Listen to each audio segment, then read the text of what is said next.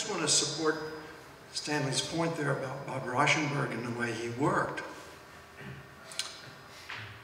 We spent a lot of time together at night because Bob worked at night. So quite often he didn't get up till 4:30 in the afternoon. So he didn't get into the studio until 5:30 or 6.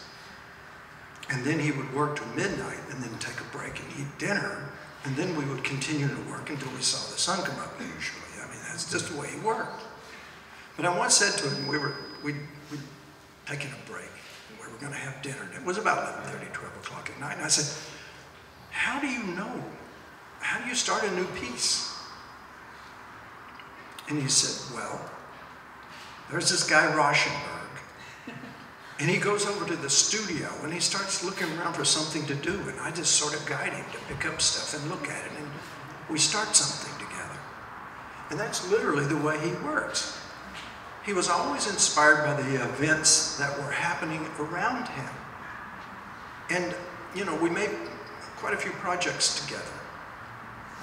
When I first came to him, or came to New York, talk about green, I was really green. I had just come from graduate school at the University of Minnesota. I'd spent 2 years in the US Army, and I'd been working in a commercial print shop.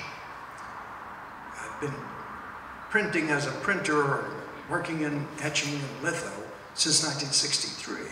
And I got drafted in 1967. I went to the military, and then while I was in the military, they put me to running a commercial offset print shop. So I was playing around with photography and doing all that kind of stuff in this commercial print shop. And I was sending letters back to my professor of lithography at the University of Minnesota, where I was a graduate student. I'm saying, I'm doing all this photo stuff. We've got to figure out some way to do something with it. Well, he tells Mrs. Grossman this, and the moment I'm out of the Army in 1969, I'm going to New York to do photosensitive lithographic stones with Bob Rauschenberg. Now, how that got translated into photosensitive stones, I don't know to this day, but that's what I ended up doing. Bob showed up with 12 dogs. The door opens to this limousine. You can't see in it. And the door opens, and all of a sudden there's a constant stream of dogs jumping out of the car. Finally he gets out, and it's like, you know, I'm a 25-year-old, 26-year-old artist at that time, and Bob Rauschenberg is like God somewhere walking around, and I'm about to meet him, so it's kind of a scary moment and a wonderful moment at the same time. But there was this wonderful idea of these stones being sensitized with some sort of magic photo emulsion. Gemini had the right idea because Ken was kind of this, well, I'd say mechanical engineer, and he liked everything engineered. Am I right about that? Yeah. So everything was aircraft specifications. So ULAE didn't have that because Tanya Grossman didn't know anything about printing. The technique of printing wasn't interesting to her. What was interesting was the image and what the artist was doing. So, you know, most photo emulsion is light sensitive. So what do you do in a studio that doesn't have a dark room? You wait till it gets dark, and then you go outside. So Bob and I were out in the front yard putting this photo emulsion on the stones. Now, I think Stanley will agree that this kind of stuff Bob Rauschenberg just loves. If it's something that's not supposed to work, and there was a period of this time of about 2 weeks, which it did work, and we never got it to work again, that we worked with Bob doing this. You went on an accident. That's exactly. Well, prior to this, he had had some experience. The old press at ULAE had needed a new bed put on it. And in those days, the knowledge about printing lithographs, 1963, 64, wasn't so extensive as it is now. So there were a lot of problems that came about simply people not understanding what to do. So this big stone was put on the bed of the press, And as it was going through the press, it broke. And Bob simply said, we're just going to print it like that. He just took the moment. What were you supposed to do? You were supposed to throw it away. But instead, he made a print that won a grand award in the biennial. It would be on in 1965. The pieces turned out to be a hallmark piece, like Booster has for ULAE, you know, that sort of thing. But this is the way Bob works. He tries to use what happens to him in his everyday life. Those two pieces on the wall hanging back there called Veils came about with a similar idea. Tanya had this handkerchief that she tied around her neck. And it was 1 o'clock in the morning, we just finished dinner, we were going back to the darkroom, which I set up by this time, that's 1973, we had a little darkroom. So we were dropping this handkerchief on the printing plate and exposing it with light. So we were just pitching it up and letting it fall. That's the result of those two pieces there. But that's just the way Bob was working, just that kind of invention. Until the day that he passed away, that's the way we worked together. Bringing some idea that that I thought would give him the chance to think beyond where he was at. And then he would take that idea and give me back something that would give me the chance to think in a way that I hadn't thought before. He also said, when you get good at something, move on to something else. That's the time to learn about the new things that you're not good at. And whether he would go roller skating or do a million other things in his life. His theory of how he would function with the world was so incredible. I was certainly one of the lucky ones, and Bill was too, who were able to be around Bob Rauschenberg and be privileged to see how he functioned, how he thought, and to a genius. So that part happened, and just by being around him, by being in his environment, he was this incredibly open, generous, brilliant person who, you know, you wonder where all of it comes from, but who knows. But I always heard that he had dyslexia, which I have no doubt about, because he just looked at the world in a different way, and he just absorbed what was around him. And if you were fortunate enough to be one of the people to be around him, or situations around him, you became part of it. And he loved people, he loved the television being on, he loved information coming in, and then he used it in what was meaningful to him. So when you saw all this happening, it was just like you were in awe constantly about how the man functioned. And we were lucky enough to start with him in '67, and he was probably, you hesitate to say things about the most important, because it's like, who are you going to pick out of your children? But I have very little hesitancy of picking up Bob Rauschenberg as the most brilliant artist I'd ever been around. Part of it was because of the way he used his environment and the way his openness to everything. And so we started in '67.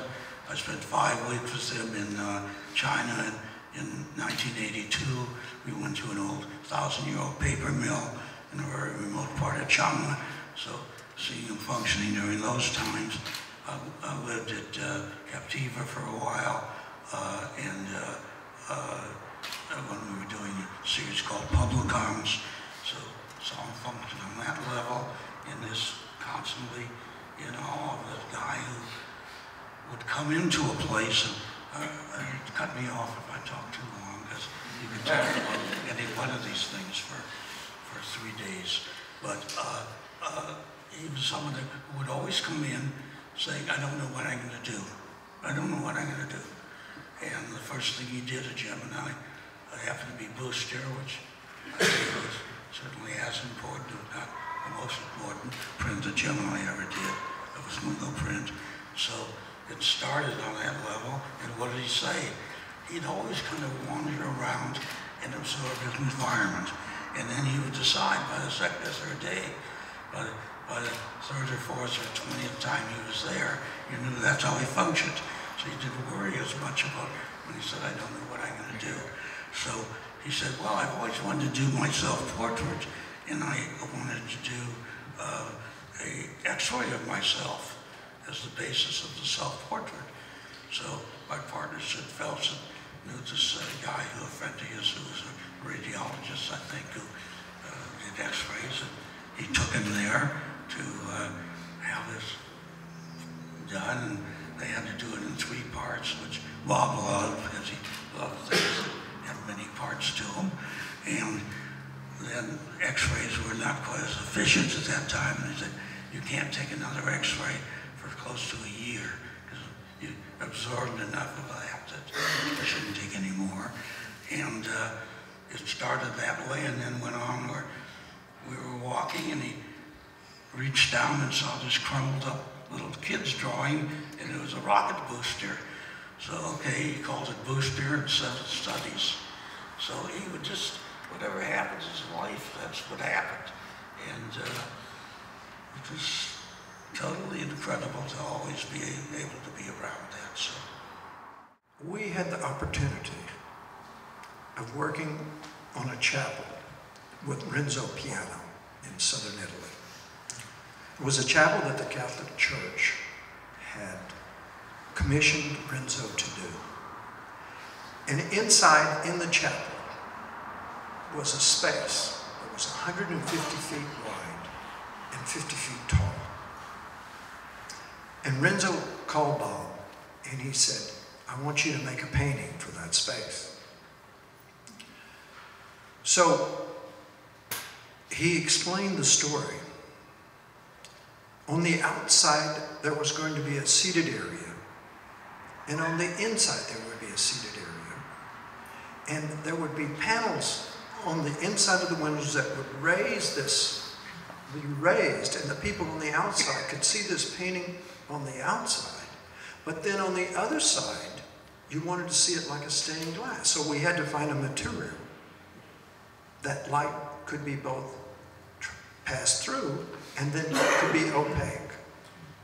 Well, I'd done a couple of projects for the Merce Cunningham Dance Company for Bob, for backdrops. And I was working with a company called Garrett's International, which has a big printing operation in Kassel, Germany.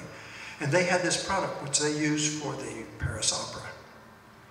And it was a kind of plastic that if you looked at it on one side, it was opaque. But if you held it up to the light on the other side, you could see through it. So we began to develop an idea. So trying to figure out how to manage this thing was a crazy deal. But Bob created a work. And the work was 8 feet tall. And it was proportioned the width that when I blew it up to the size that it was supposed to be. Because the whole idea was the way we would do this is we would set it up with a computer-based program in which there would be 8 feet by 8 feet of these windows with a section printed on it that could roll up and down like a window shade. Bob created this work. I printed out this digital thing that was about the size of this table, and we flew to Rome to meet with the Pope because we were going to show this to the Pope. We went in the back of the Vatican. I had my big tube under my arm, and Bob had his image of the piece. And we went in and we laid it out on this table in the back of a library, the Vatican's library. And this cardinal shows up, and he says, the Pope can't come today, but I'm supposed to look at it with him.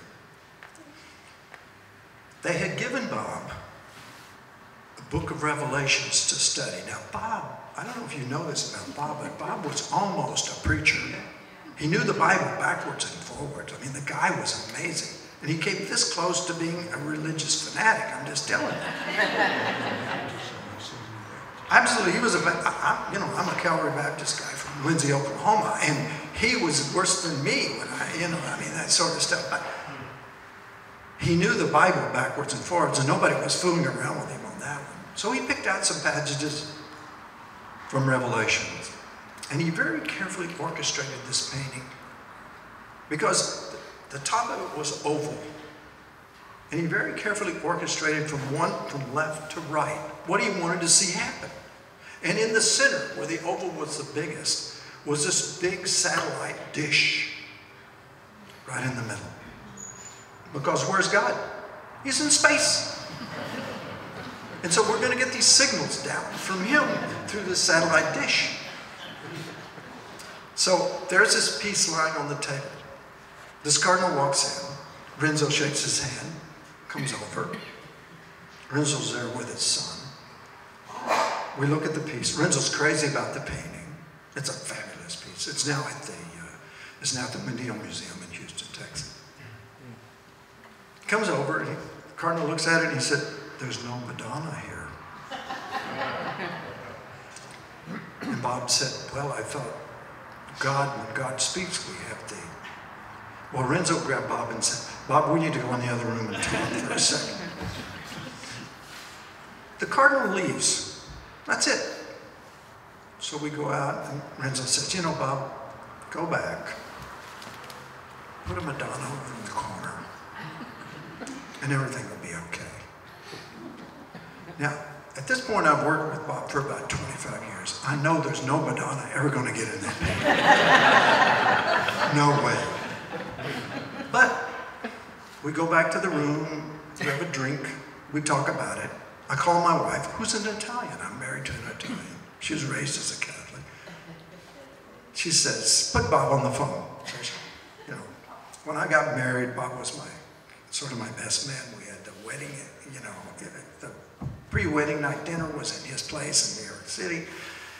Our honeymoon was spent down in his fish house in the bay. So, my wife and he talked quite often. So my wife says to him, "Bob, here's what we do. You come back to New York, we get a couple of nice-looking girls, maybe a couple of nice-looking men, and we have a party down at the studio, and we invite this cardinal. We have some champagne, and I'm sure that we can get this through."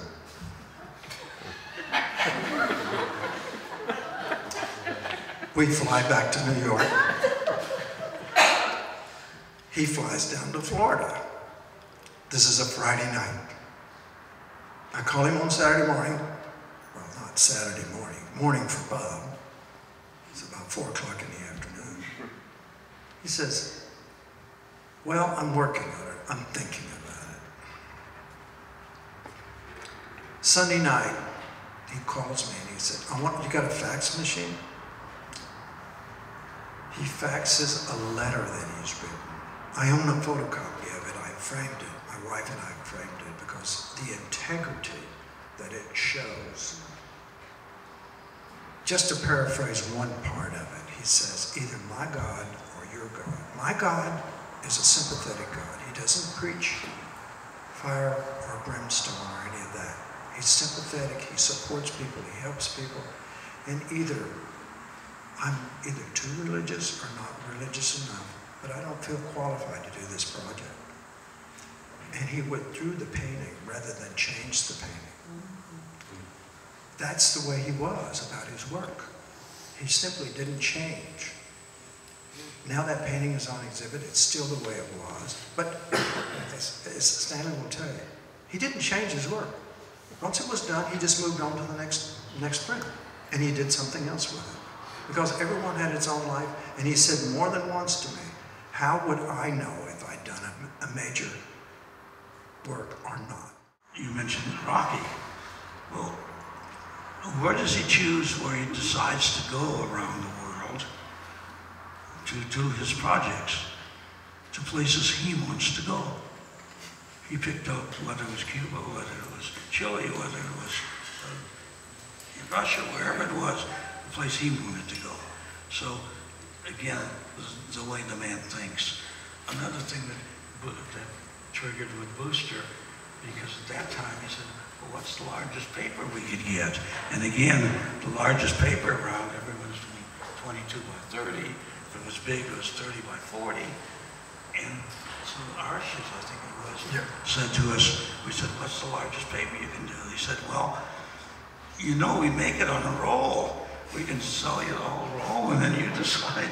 The width is predetermined, but the length can be anything. So, but Bob triggers those sort of questions that always came up. Materials came up. I mentioned about materials, about how Bob used them. Well, there he is in China, and he's doing these collages, and he's deciding what he's going to put on them. For one thing, he wanted only things that came from China. He didn't care what it was as long as it came from China. It could be ribbons from there, books about tractors, exercise books, anything came from China. But he felt that they would understand it better if it came from there. I'm not sure they did, because farming is what they were into mostly, but just the thought of that. So he's trying to think of one day what to do, and he has this scarf that Simone Forti, the dancer, had given him. So he pulls the scarf out of his, wherever he was carrying with him. He said, let's cut this apart. I'll put pieces of that scarf in some of the collages. I mean, he opened up permission for other artists to use anything. You don't want your hand to show, you don't have your hand show. I mean, he made all these paintings, these transfer things early, and calm lines, and you never felt an artist painting something in it. I mean, it's just, which was not an accident. And here there were these beautiful paintings. So he'd always stretch everything, but the use of materials, he gave permission that photography was one thing and fine art was another thing. Bullshit, you know, he'd just mix them all together, and he'd use the photography in it, and it wasn't an issue. He'd use materials in it. The scarf he was carrying with him wasn't an issue. The issue was, did it turn him on, and it didn't mean something to him as to what he's trying to say, and did that make his work more meaningful? And it sure did. He didn't seem like he wanted to talk about the past very much. It was always about right now. He lived in the moment. Past was uninteresting. Uninteresting. And so, in the moment, and it's very hard for all of us to learn that lesson. This is what's real right now. And he knew it every moment of his life. That was the moment he was in, and he showed you why and what. He also said something brilliant when he was living on Front Street, which was by the fish market. I think he and Jasper were living down there in Manhattan. And he said, you know, everything I could possibly want and need in this world is within a block of here. I mean, who thinks that way? It's all here. Don't go searching up everywhere. It's okay if you do it, nothing wrong with that. You don't have to do it that way. I mean, it's all here. Just do what's around you, do what's here. And, or you'd say, oh God, well, you find all these special things. You said, no, I find the average thing, the regular thing, what's around. We went around, a good example is that when he came out and did L.A. Uncovered, where he did his observations of Los Angeles. And so you had all kinds of observations of Los Angeles. You had the David Hockney, and they're all valid observations, the West Side swimming pools and the wealthier people and the world that many of us knew a lot about. Bob wanted to see all parts of LA. We had to hire through Joe Wax, the off-duty policeman, to go with him. Yeah, it was expensive. And he was going to pretty rough places. And that's what he loved, and he made it beautiful. It was beautiful in South Central. It was beautiful in Royal Heights. It was beautiful everywhere he was. Bel Air Hotel he went to, the Swans were beautiful. So, I mean, it's just the way he thought. Everything. So, you can't help but be pretty affected by someone that's allowing you into their life that thinks about the world that way. Use what's in your heart. Use what's around. Use what talks to you. I don't think he'd ever tell you to use A material. It would never be that. It would be, you're the artist. He had a great respect for his profession. And he would get pissed off if someone didn't respect the profession. They're in a profession that he's in and that he feels is the best one there is, and respect it. If you're going to be in it, respect it. And that was the main thing. Bring that respect to your art. It comes through anyway. The truth comes through. And he tried to guide himself and then other people to that spot. And I think he did it very effectively, that tradition, because that tradition will always be there, I think. It takes a lot of courage to be yourself. And I think that Bob's goal always was to be honest to himself, to be himself. And whatever idea that he had was his.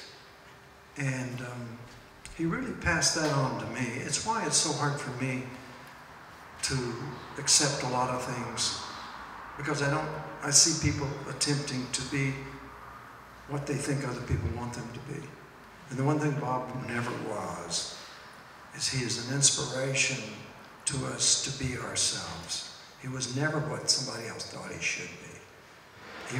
Even the Pope couldn't get him to be somebody else. He loved the story when he was talking to de Kooning and maybe erasing a drawing or something, and he said to de Kooning, doesn't it bother you that all these people around, there's de Koonings all over the place and everyone's doing them? Doesn't that bother you some? He said, they can't do the bad ones.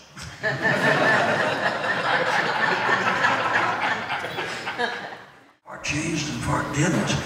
He used his own photographs because we used a photograph in a series called Hoarfrost, and the artist sued him.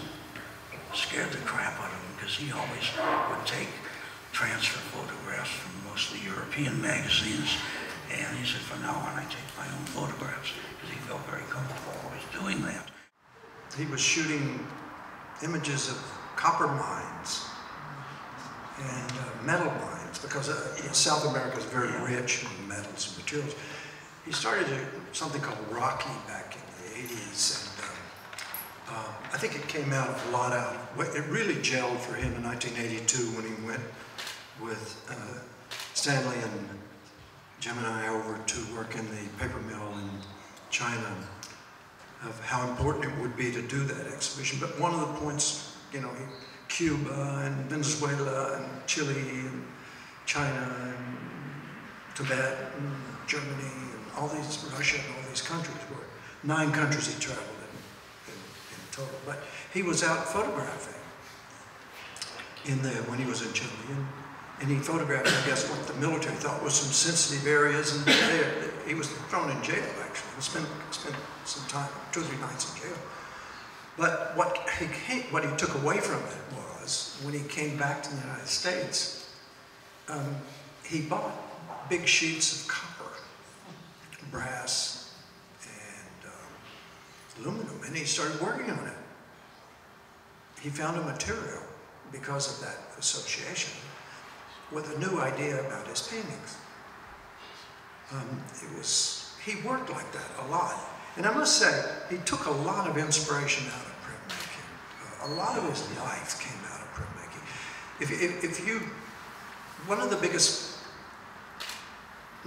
I guess one of the announcements that kind of excited Mrs. Grossman in the early formation of Bob's life was, Leo called her one day and said, Tanya, you've got to talk to Bob. He's using silk screens on his paintings. That was low life. He can't do that. Well, he did do it.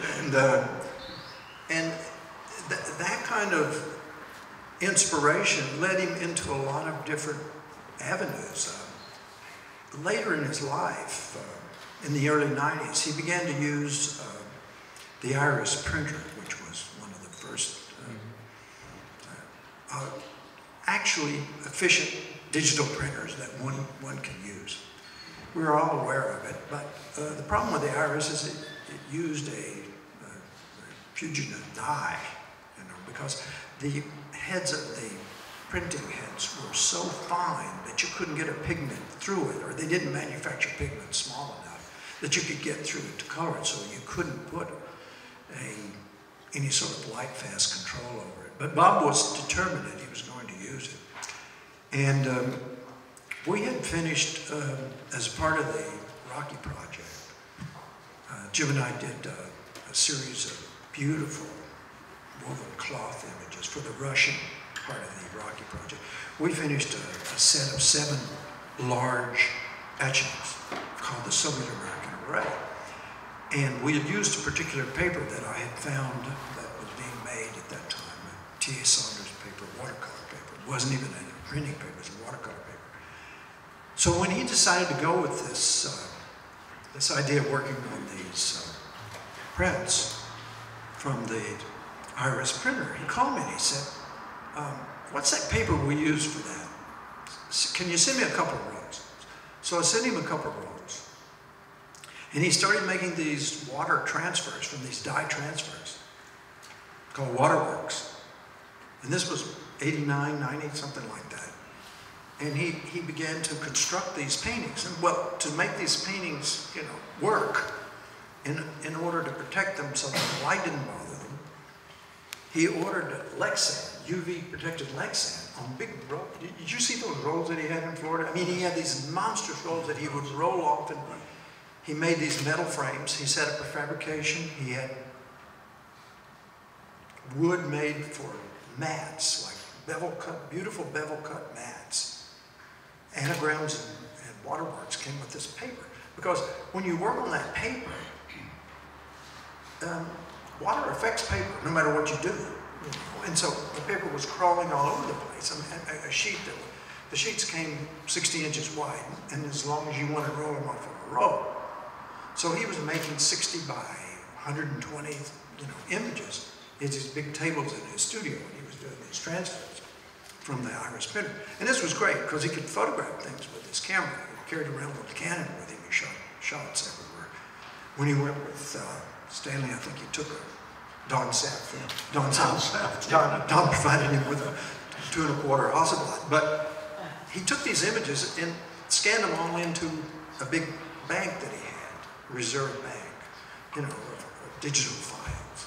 And he started outputting them and transferring them onto these papers. Now, this was excellent for him because we used to have a joke, a running joke around the studio.